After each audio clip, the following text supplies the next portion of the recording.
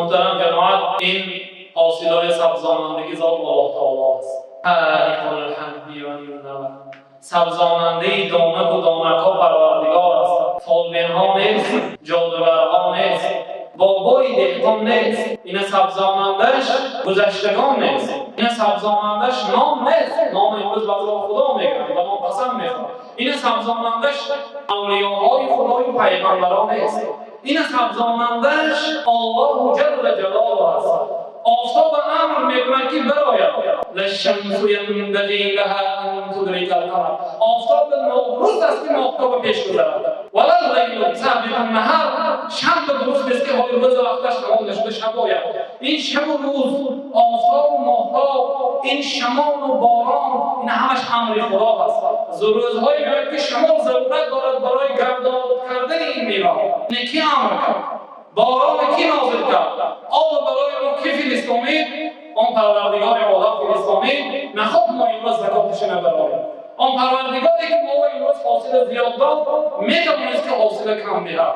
بنابراین هیچگاه بخیلی نکنیم که سعدی در بدایت گلستان خود میگوید که ابر و باد و مه و خورشید و فلک در کارند تا تو نان به کف آری و به غفلت نخوری. اینا همه در کارند، همش خود پروردگار اجرا میکنند تا اینکه به سبب اینها تو یک نان به دست بیاری و به غفلت نخوری. یعنی وقتی که میخوری خالق آن پروردگار عالم به خاطر آره، پیش از خوردن آن ریز بسم الله گوید و نام الله اینا میخورم گوید و وقتی که خورده شده الحمدلله شکر پروردگار مجال با غفلت نخورید. آنی که برای شما این چیزای برآورد و اشیاء دیگر چیزا طلب دارد همه به هر تو سرگشته و فرمانبردار. میگوید که همه این آفتاب و ماهتاب و زمین و آسمان و شب و روز و آب و دیگر و هوا اینا همش بهر تو از برای تو شده. اینها فرمانبرداری پروردگارند. اینها همش فرمان پروردگار اجرا کرده ایستاده است. شرط انصاف نباشد که تو فرمان نبری. از بی انصافی است وقتی که اینها فرمان خدا اجرا کنند برای شما شده لیکن شما فرمان پروردگار اجرا نکنید. یا ایها الذین آمنوا لا تلهکم اموالکم ولا اولادکم عن ذکر الله. ای اونایی که ایمان آورده مالهای شما، فرزندان شما از ذکر خدا منع نکنند. امروز با حاصلگیری شما نماز جمعه محروم نکنند، دیر بیاید محروم نکنند. و من یفعل ذلک فاولئک هم الخاسرون. کدام انسان مالش، فرزندانش اگر وی از عبادت خدا مشغول سازد وی در همون تجارتش ضرر میگیرد. فما ربحت تجارتهم. تجارت آنها فایده نمیدهد وقتی که مادامی که تجارت آنها از نماز آنها باز میدارد. و انفقوا مما رزقناکم. شما نفقه کنید، زکات مالهاتون برارید از اون چیزی که من دادم شما.